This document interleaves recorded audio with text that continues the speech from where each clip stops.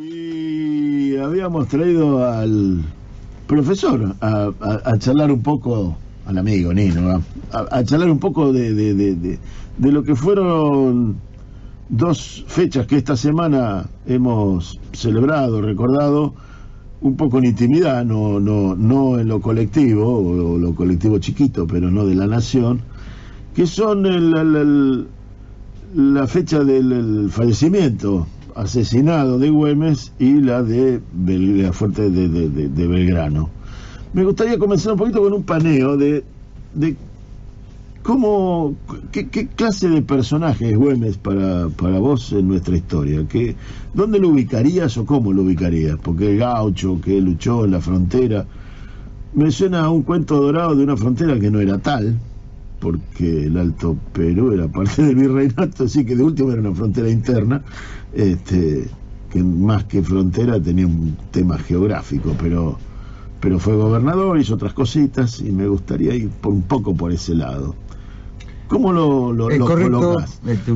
Tu análisis es correcto, la descripción que estás haciendo va por ese camino, por lo menos es lo que nos parece a nosotros, a los profesores de historia, los historiadores, que tenemos una concepción revisionista nacional popular democrática, popular latinoamericanista, los que tenemos esa concepción historiográfica, y que bueno, el otro día precisamente lo dije en mis clases. Yo doy clases solamente en adultos, quizás con los chicos adolescentes y con los niños la cosa cambia, porque la didáctica de la historia es esta, pero a través de la llamada historia oficial, de la historia liberal oficial, de la que Arturo Jauretche denominaba la historiografía mitromarxista, porque muchos marxistas, en función de los intereses de la Unión Soviética en ese momento, fueron, Juan José Real, por ejemplo, fue el historiador oficial, miembro del Partido Comunista, que adherían a las tesis liberales pro-británicas de Mitre. El gran falsificador de la historia precisamente fue Mitre, después lo continuó el Levene, llegando hasta Alperín y bueno, los númenes de la historiografía liberal, llamémosle liberal conservadora,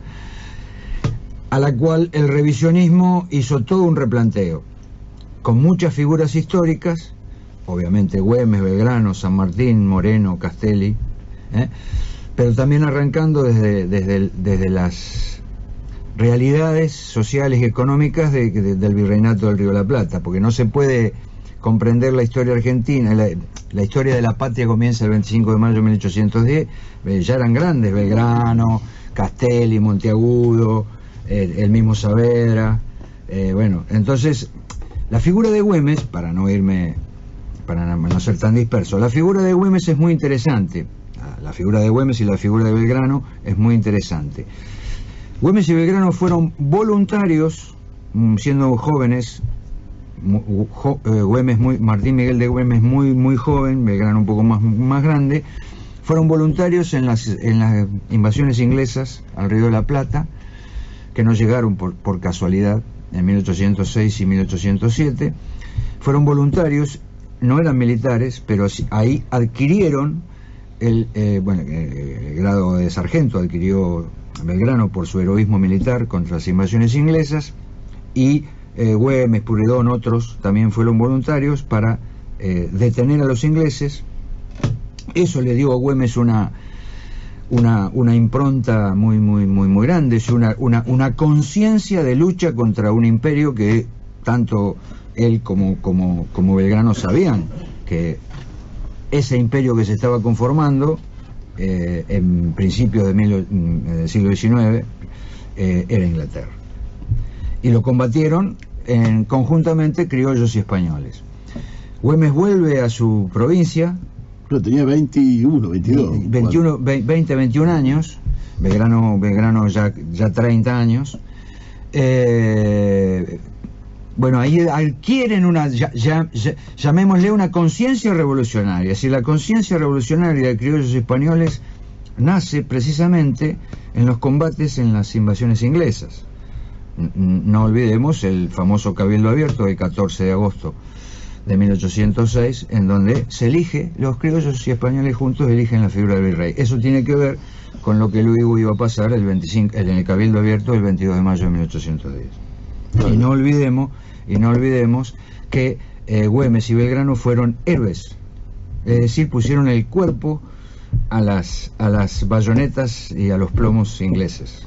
Claro, de Güemes quedó en la historia la carga de caballería sobre un buque, lo cual es exactamente solo en Argentina puede darse. Solo en la Argentina, un acto de tenemos que estar orgullosos de un eso, acto de heroicidad, obviamente, también un acto de locura, porque bueno, pero entendamos que Güemes era un joven impetuoso, Cuando le tocó defender, entre comillas, la frontera, que no era tal, porque el Alto Perú era parte de las Provincias Unidas del Sur, ex virreinato del Río de la Plata, pero las tropas realistas o godas, o llamémosle pro monarquía absolutista, los ejércitos estaban ahí, los ejércitos de la contrarrevolución, porque hay que entender una cosa, lo dijo Alberdi, lo dijo Belgrano, y los historiadores revisionistas lo aclararon con meridiana claridad. Las guerras de independencia fueron guerras civiles americanas. Esto está documentado, esto lo dijo Belgrano, porque del lado criollo hubo españoles que integraron la primera junta y que combatieron al lado de los revolucionarios. Y del lado realista, godo, como se le quiera llamar, muchos criollos, es decir, muchos nacidos en América, el general Goyeneche, por ejemplo, era nacido en América. Que era Perú. Exactamente. Lo que hoy sería Perú. Lo que hoy sería Perú. Así que ese tipo de situaciones hay que entenderla. Hubo grandes mentiras en nuestra historia. Inclusive a Güemes le quisieron embarrar la cancha diciendo que había muerto por un asunto de polleras, que en realidad fue una emboscada. Lo prepararon, esa emboscada lo prepararon los contrarrevolucionarios. Él era un hombre perteneciente a lo que hoy llamaríamos una clase media propietaria, una burguesía rural, pero tenía concepciones revolucionarias, y criticaba a la en formación oligarquía salteña, oligarquía del norte, y se lo hacía entender claramente, esto está documentado, se lo hacía entender claramente a sus paisanos, los infernales, que lo apoyaban, y fue un líder popular, fue un líder, un caudillo federal, popular, amado por sus soldados, odiado por los sectores que ya estaban empezando a componer esa clase alta, que ya estaba en el virreinato del Río de la Plata. Esa misma clase alta, esa misma, lo que después se llamó oligarquía, está bien. Sería un error histórico decir que en ese momento estaba la oligarquía. La oligarquía es un proceso de formación que es muy posterior, pero esa clase alta, terrateniente, poderosa, que tenía las mejores tierras, no querían, era antirrevolucionaria, era contrarrevolucionaria. O contrarrevolucionaria, pero tal vez no defendían a Fernando VII, sino a su propia clase. Defendían sus propios intereses, que serían lo que justificaría la definición, uno de los puntos que justificaría la definición de guerra civil. Exactamente. Las guerras de independencia son guerras civiles americanas. Exactamente. No olvidemos un dato esencial, histórico, para que lo entiendan los oyentes. Cuando Bereford tomó el fuerte de Buenos Aires, lo primero que hizo fue poner como jefe de la aduana a un Martínez de Hoz, que era uno de los comerciantes porteños enriquecidos por el contrabando, y era un tipo inteligente que sabía manejar números, y bueno, la aduana de Buenos Aires, como jefe de la aduana, al servicio de los ingleses. Del que pagara mejor. Del que pagara mejor. Entonces, cuando se produce la revolución, cuando se produce el proceso revolucionario abierto en mayo de 1810, esa revolución tiene muchas idas y vueltas, marchas y contramarchas. Hubo héroes, hubo próceres, llamémosle así, y otros traidores que traicionaron a la revolución, que fueron contrarrevolucionarios. El fusilamiento de Liniers, ordenado por Moreno y por Castelli. Hubo sectores que traicionaron a Güemes, hubo sectores que estuvieron en contra porque Güemes fue gobernador de Salta. Claro. Güemes hizo lo que no pudieron hacer Belgrano y Moreno, es decir, gobernar. Moreno gobernó por muy poco tiempo, pero Güemes fue gobernador de Salta, y siendo gobernador de Salta dictó, no podemos hablar de democracia en aquel momento porque no existía, con esta concepción que hoy tenemos, pero por cierto, podríamos hablar de una protodemocracia popular, porque estaba plebiscitado por sus soldados y por el pueblo norteño, digamos, que lo interpretaba, lo plebiscitaba a ese líder y caudillo. Hizo reparto de tierras, una especie de reforma agraria. Bueno, un hombre muy interesante, que obviamente no podía tener una visión geopolítica como sí la tuvo San Martín. Bueno, por algo el teniente coronel José de San Martín, que era teniente coronel del ejército español, cuando llegó al Río de la Plata, no llegó de casualidad, continuando la lucha que se había comenzado por el pueblo español contra la invasión napoleónica. Disuelta la Junta Central de Sevilla, llega al Río de la Plata en la fragata Canning, previo paso por Londres. Es cierto que Inglaterra apoyó la revolución hispanoamericana, porque tenía intereses, no porque los ingleses eran buenos, sino porque eran antinapoleónicos, y los ejércitos ingleses y las fuerzas armadas inglesas y las fuerzas armadas napoleónicas estaban en guerra. La guerra principal en Europa en ese momento era entre Inglaterra y Francia, que después en el siglo XIX llegan a ser las grandes superpotencias. A Güemes lo tenemos que definir de esta manera. Como dice la Gaceta de Buenos Aires, el mismo diario que había fundado Mariano Moreno, Castelli y Belgrano habían escrito allí, pero ahora estaba en manos de Bernardino Rivadavia. ¿Y qué tituló en su portada después de la muerte de Güemes? Murió el abominable Güemes, ya tenemos un cacique menos. Esta es la versión liberal de la historia, que después retoman Mitre, Sarmiento, la versión de la oligarquía argentina. Está en la fundación, en la construcción, en esa construcción de sentido común, en la construcción cultural de las subjetividades históricas, a las cuales los profesores, los historiadores revisionistas y los profesores de historia revisionista tenemos que referirnos permanentemente. Nos quedó probablemente lo más interesante para el final, como siempre ocurre, pero el problema es que con menos tiempo del que uno había programado.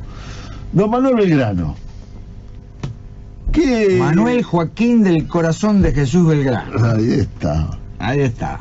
El nombre completo. Hombre, para mí, un pilar fundamental en la construcción de nuestra nacionalidad, en la construcción de la argentinidad,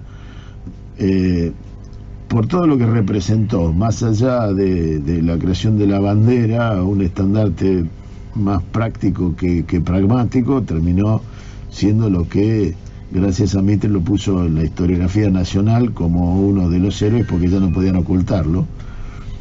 Pero a partir de la creación de la bandera me parece que ocultan el verdadero Belgrano, que es el gran revolucionario, el gran líder y el gran pensador, y el gran militar que lo fue. Cortito y al pie, ¿cuál es la subrayá de don Belgrano? Sobre todo el gran pensador, fue uno de los intelectuales, junto con Mariano Moreno y con su primo Juan José Castelli, eran primos hermanos, Belgrano y Castelli, uno de los más preclaros intelectuales de la revolución hispanoamericana. Un tipo muy formado. Belgrano podría haber sido un nene bien de la monarquía absoluta y del virrey, porque su padre era una de las fortunas más grandes del Río de la Plata. Por eso estudió en Salamanca, se licenció en leyes, al poco tiempo se recibió como abogado y después estudió economía en Madrid, en Valladolid. Es decir, la familia de Belgrano lo pudo mandar a estudiar como si hoy estudiaría en Harvard. Claro. Una de las... Sigue siendo Salamanca la universidad más prestigiosa de habla hispana. Abogado, economista y un gran pensador, y como dije antes, había sido voluntario en las invasiones inglesas y tuvo liderazgo y capacidad de combate, héroe en las invasiones inglesas, y ahí le dieron el cargo de sargento mayor. Por eso después, cuando se produce el proceso revolucionario y la famosa campaña al Paraguay, vamos a ser sintéticos porque tenemos poco tiempo, la famosa campaña al Paraguay, Belgrano asume como general de un ejército sin ser militar, pero Saavedra tampoco era militar, por citar un solo ejemplo. Era comerciante de platería, había nacido en el Alto Perú, se dedicaba al comercio de la plata, al comercio de los metales, como si hoy tuviera una joyería, relojería y platería, un comerciante próspero, pero también fue nombrado como comandante en jefe del ejército de patricios durante las invasiones inglesas, y ahí adquirió su carácter. Siguiendo con Belgrano, creo que es uno de los intelectuales más lúcidos, porque además era un fisiócrata, común en los hombres de su época, más fisiócrata que liberal tradicional. Obviamente leyó a Quesnay. Quesnay se escribe en francés, vos sabés hablar bien francés. No, bien, no. Quesnay, bueno, más o menos pronunciamos. Y por supuesto leyó a Adam Smith, pero sobre todo sus profesores en la Universidad de Salamanca, dos españoles liberales revolucionarios que fueron Jovellanos y Campomanes, que habían sido nutridos de las ideas revolucionarias de Francia. Es decir, Belgrano le toca la Revolución Francesa estando como estudiante en España. Claro. Entonces todo ese proceso revolucionario francés, con las marchas y contramarchas que tuvo la Revolución Francesa, lo toman a Belgrano como estudiante. Un hombre muy interesante, y en esos estudios de economía política, junto con otros jóvenes americanos y también españoles, asume que las va modificando, porque comienza siendo un fisiócrata, un gran lector de Quesnay y un aplicador de las ideas fisiocráticas en contra del monopolio y del mercantilismo, que era el sistema capitalista comercial de aquella época. Por eso decir que haya leído a Adam Smith. Y que haya leído a Adam Smith. En ese momento Adam Smith era un ideólogo de la burguesía inglesa, nacida en la Revolución Industrial. Las bases de la Revolución Industrial la encontramos en Adam Smith y en David Ricardo. Del trabajo de Adam Smith. Exactamente, y en David Ricardo. Pero sobre todo la lectura de Adam Smith, que influenciaron en las ideas políticas no solamente de Belgrano, sino de los hombres de la época. Hay que entenderlo. Entonces, en ese contexto. En esa lectura de Adam Smith es que podemos encontrar el Belgrano industrialista. Hubo un Belgrano industrialista. En realidad es difícil de poner industrialista en 1800, pero... Llamémosle artesanías. Exactamente. Y Belgrano lo dijo con... Sí, exactamente. Sí, Belgrano en las concepciones de las artesanías, es decir, no se quedó en el fomento de la agricultura y la ganadería solamente, sino que hablaba de industrializar los productos de exportación, de agregar valor. Bueno, Smith, por eso Marx retoma muchas cosas no sería posible sin Adam Smith y sin David Ricardo. Mucho antes, bastante tiempo antes que Carlos Marx, nosotros no somos marxistas, pero sí tomamos algunos elementos importantes del marxismo, Belgrano propuso una reforma agraria, una industrialización, habló del trabajo, habló de la educación, fue un precursor de la educación en la Argentina, y sobre todo a través de sus concepciones de agregarle valor a una industria que en la Argentina no existía aún, porque había artesanías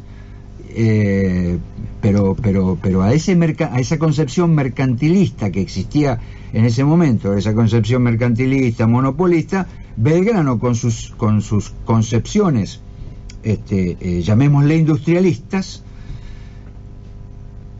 insistió en agregar valor y en exportar lo que se fabricara en las Provincias Unidas del Río de la Plata. Es un precursor de lo nacional y de lo popular, sin duda alguna. Estoy haciendo una traspolación histórica para que la gente entienda. Lo vamos a suspender acá porque se nos acaba el programa y los amigos de Al Límite están calentando motores en los pasillos y corresponde que ocupen su espacio.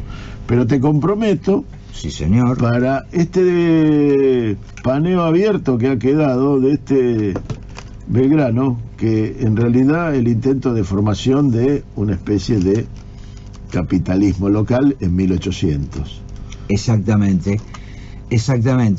Y la historiografía tradicional, la historiografía liberal conservadora, neoliberalismo, que construye subjetividades en función de los intereses de los ricos, debe entender que Belgrano nació rico, que invirtió todo su capital económico y humano en la revolución. Y también, tomo de fuente a Felipe Piña, en este caso, también recordar que Belgrano no se cansó de denunciar a esa clase social que lo traicionó, no ahorró epítetos para con ellos, los llamó parásitos, inútiles, especuladores y partidarios de sí mismos, entre otras cosas. Las banderas de Belgrano fueron honestidad, coherencia, humildad llena de dignidad. Lo siguen denunciando. Me pareció muy bueno lo que dijo la compañera Cristina el otro día en Rosario, cuando Marcelo Figueras, que la estaba presentando, entre otras cosas, habló muy bien de Belgrano. Estamos haciendo una traspolación y llevándolo a la política actual, y me pareció excelente lo que dijo la compañera Cristina cuando asumió con total claridad que ella hubiera sido amante de Manuel Belgrano. Está bien, de Néstor Kirchner a Manuel Belgrano, está bien. Exactamente. No entramos en esa lista. Muchas gracias, Nino, por tu tiempo. Gracias por invitarme. Y quiero agradecer acá a los amigos de la Grappa Producciones, que está estrenando, ensayando, que han hecho posible este programa sin Alejandro. Nos vemos el sábado que viene ya nuevamente con Alejandro con nosotros. Hasta el sábado que viene, gracias.